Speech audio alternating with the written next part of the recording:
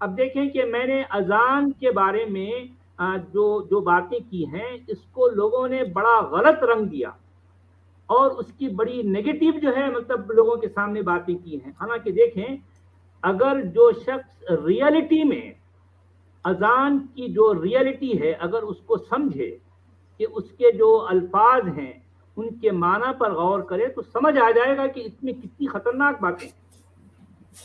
تو یعنی اس پہلو سے یا اس تناظر میں اس کانٹیکسٹ میں جو ہے میں نے یہ بات کی تھی کہ اگر قرآن کی اگر اذان کی ساری باتیں اس کی ریئلٹی کے ساتھ اگر یہ ٹرانسلیٹ ہو کر اسی طرح سے اگر 5 بار لوگوں کو بڑے بڑے اسپیکروں میں جو ہے اگر سنائی جائیں اس کا ٹرانسلیشن.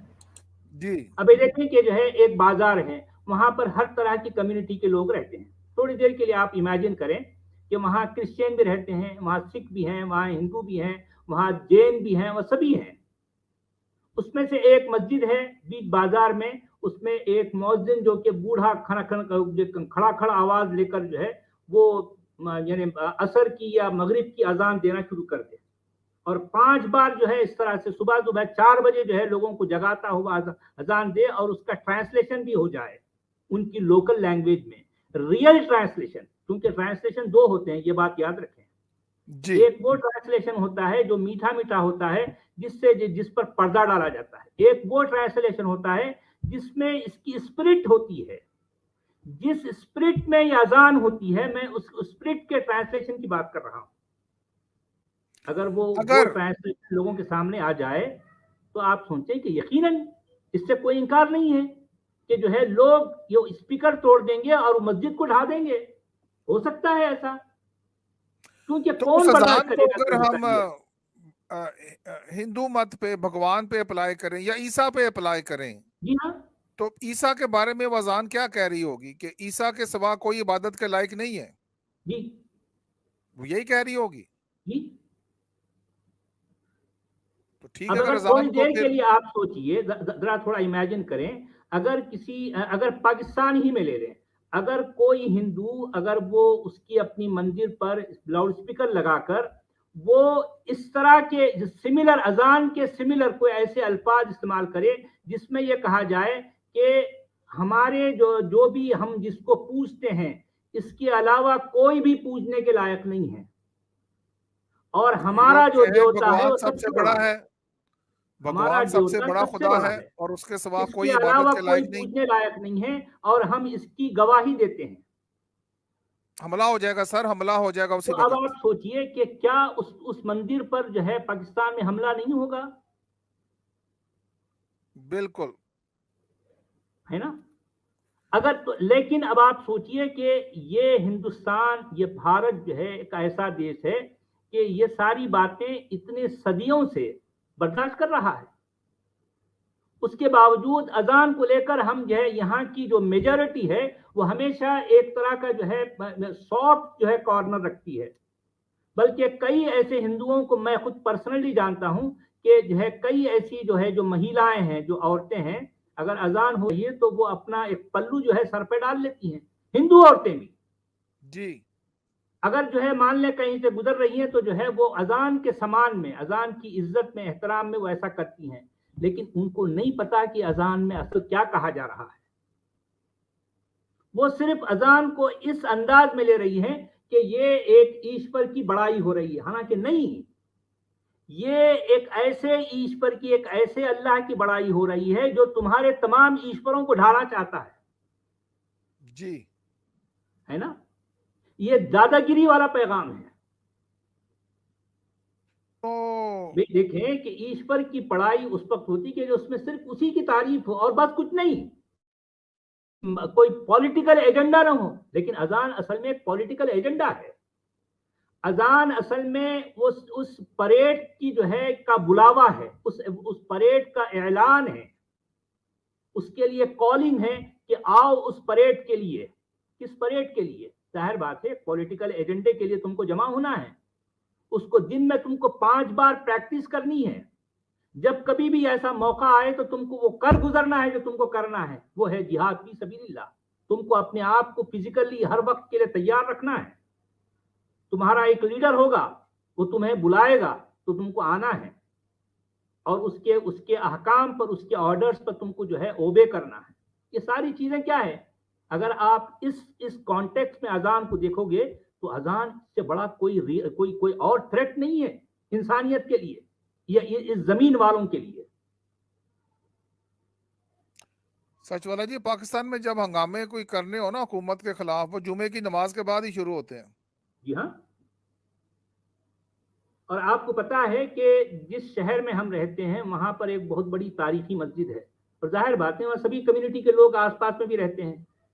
تو ہوتا یہ کہ جو ہے ہر جمعے کو وہ لوگ وہ مسجد سے باہر نکل آتے ہیں کیونکہ ساری ٹریفک جام ہو جاتی ہے. اب وہ جب تک جو ہے ان کی نماز ہوتی رہے وہ پوری ٹریفک جام ہے, لوگ اس راستے سے گزر نہیں سکتے.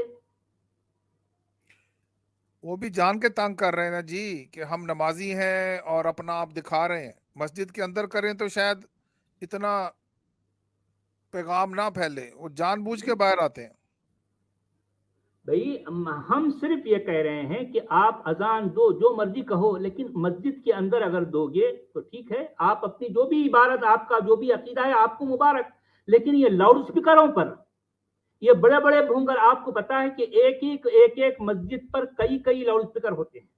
اور آپ ذرا امیجن کریں کہ یہ دن میں 5 بار, اسپیشلی جو فجر کی اذان ہوتی ہے 4 بجے, اور پھر جو ہے وہ اذان جو مغرب کے وقت دی جاتی ہے, ظاہر بات ہے لوگ کام پر ہوتے ہیں, اور پھر جو ہے دیکھیں کہ دن میں 5 بار ایک ہی طرح کی بات جو ہے جب ریپیٹ کی جائے تو اس کا جب ٹرانسلیشن ہو اس کے ریئل اسپرٹ کے ساتھ, تو اس میں کیا شک ہے کہ جو ہے لوگ جو ہے اس کے خلاف جو ہے نا کھڑے ہو جائیں. بالکل. تو میں نے کون سی غلط بات کی ہے بھائی؟ تو بہت سے لوگ میری اس بات کو لے کر بڑا جو ہے بڑا ہنگامہ, بڑا واویلا مچا رہے ہیں کہ میں لوگوں کے بیچ میں نفرت پھیلاؤں. ارے بھائی نفرت کا تو جو ہے اصل اعلان ہی اذان ہے نا. اذان Yes. کا مطلب ہی جو ہے اصل میں اعلان نفرت ہے.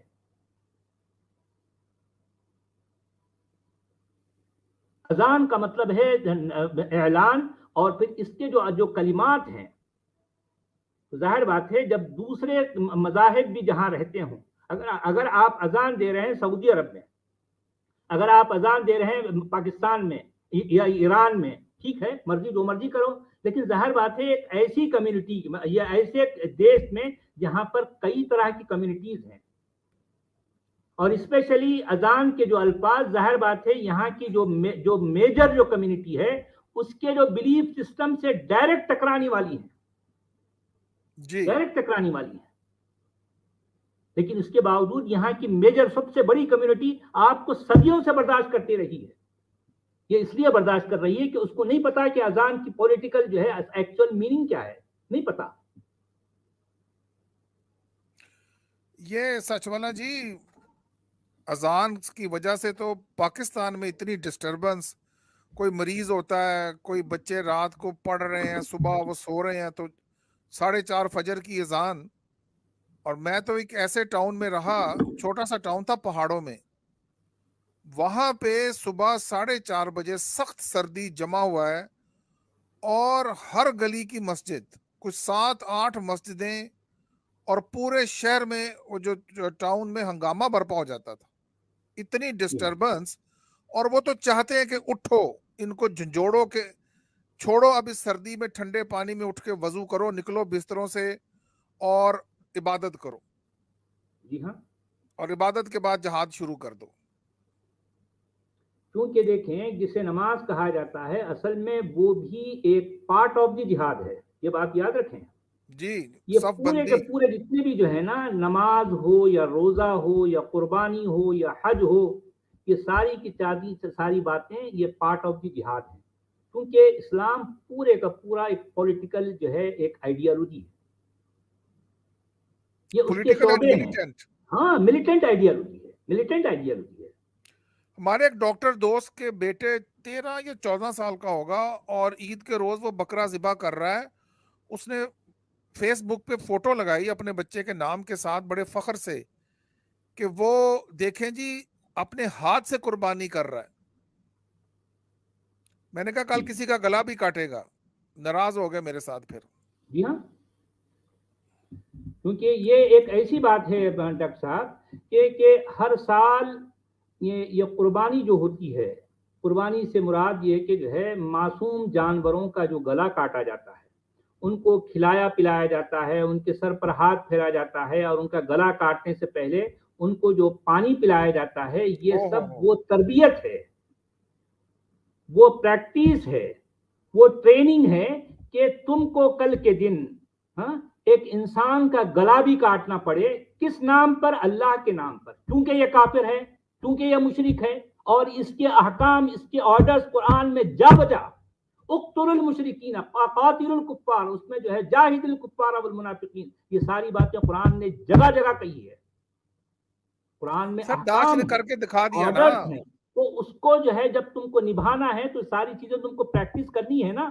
اب آپ تھوڑا سا امیجن کریں کہ میں آج تک کبھی جو ہے اگر مان لو ایک جو ہے چوزا بھی اگر میں نہیں کاٹا تو کل کے دن ایک انسان کی گردن کیسے کاٹوں گا؟ بالکل بالکل، اس کی پریکٹس کے لیے آپ کو ایک بکرے کی گردن کاٹنی ہے۔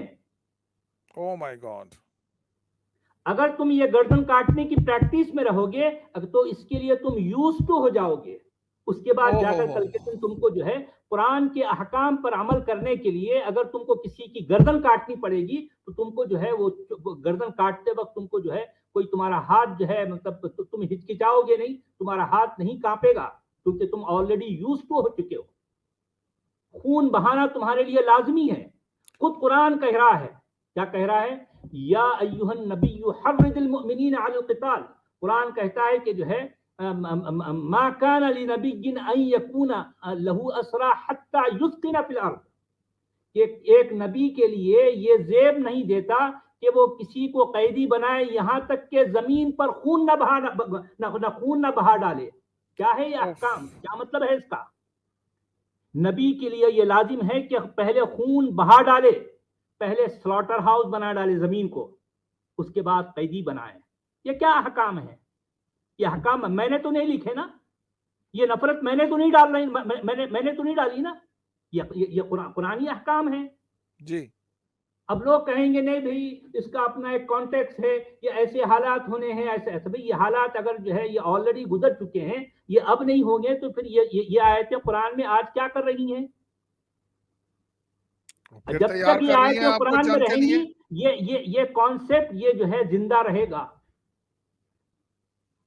اور یہ آیتیں لوگوں کو اکساتے رہیں گی، جی ہے نا۔ ابھی سچ والا جی، طالبان آ چکے ہیں افغانستان میں، اسلامی امن قائم ہو جانا چاہیے، لیکن یہ پچھلے جمعے، آج اتوار ہے تو جمعے کو کتنے دن گزرے جی؟ ابھی 48 گھنٹے پورے نہیں ہوئے جی، کندوز کے اندر مسجد میں دھماکہ ہوا اور 50 لوگ مارے گئے، 146 بری طرح سے گھائل، وہ بھی مریں گے بیچارے، ان کی کیا زندگی رہ گئی۔ اور جس طرح وہ لاشیں پڑی ہوئی تھی، کسی نے یوٹیوب پہ دکھائی، وہ تو دیکھا نہیں جا رہا تھا۔ تو جو یہ بکروں کا حال کرتے ہیں جانوروں کا، وہی انسانوں کا کر رہے ہیں۔ جی ہاں، اور یہ خودکش دھماکہ طالبان کے آنے کے بعد 2 روز پہلے، جمعے کے روز۔ جی، قرآن جی آپ اور کا اصل میں یہی تو کہتا ہوں نا ڈاکٹر صاحب کہ دیکھیں قرآن میں یہ احکام ہیں، یہ باتیں ہیں، اگر اس کو اس طرح سے لیا جائے، ہاں بھائی اس کو وہ اس وقت کے لوگوں نے لکھا تھا جس وقت شاید اس کی ضرورت تھی ہوگی، لیکن آج یہ ریلیونٹ نہیں ہے۔ آج مطلب ٹھیک ہے یہ مقدس کتاب کا حصہ ہے، یہ پہلے کسی زمانے میں شاید ہوا تھا ہوگا، لیکن ٹھیک ہے یہ رہنے دو، تو ہم کو اس پر کوئی اعتراض نہیں ہے۔ لیکن جب مسلمانوں کا یہ دعویٰ ہوتا ہے کہ نہیں یہ اللہ کی کتاب ہے، اس میں اللہ نے خود ایسا کہا ہے، تو بات ٹوٹل ڈیفرنٹ ہو جاتی ہے، ٹوٹل ڈیفرنٹ ہو جاتی ہے۔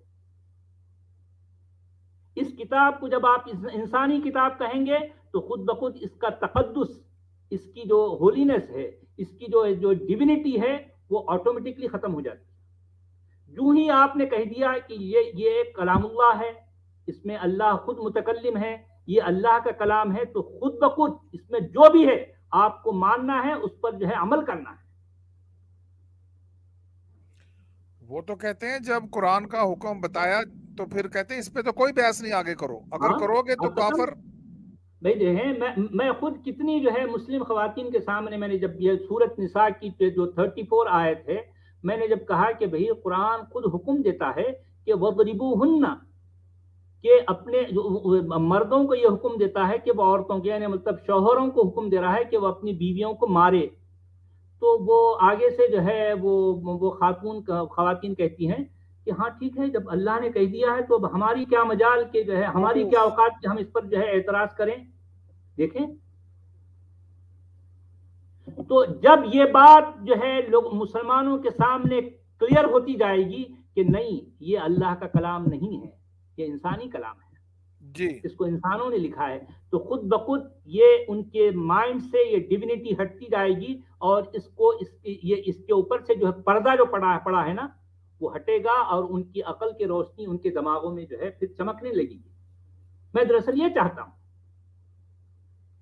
سچ والا جی پاکستان میں اب جرنلسٹ جو 150 بچے قتل ہوئے ہیں نا ان پہ بولنا شروع ہو گئے ہوئے ہیں اور وہ طالبان پہ کھلم کھلا الزام لگا رہے ہیں. پہلے تو وہ اس کو طرح طرح کے طریقوں سے ڈھانپ رہے تھے، جی نہیں وہ یہودیوں کے ایجنٹ تھے، را کے ایجنٹ تھے. اب سب کو پتا ہے کہ کوئی یہودیوں را کے ایجنٹ نہیں تھے، وہ طالبان تھے. انہوں نے آ کے مارا اور شہید ہوئے وہاں پہ. بھائی را کا ایجنٹ کو اللہ اکبر کے نعروں میں شہید ہوگا؟ کبھی بھی نہیں ہوگا. وہ تو پانچوں کے پانچوں وہی مارے گئے. ون وے سوئسائڈل مشن پہ آئے تھے. اب ہمارے صحافی بولنا شروع ہو گئے کہ ان کے قتل کا مقدمہ درج کرو اس اسلام پہ، اس قرآن پہ.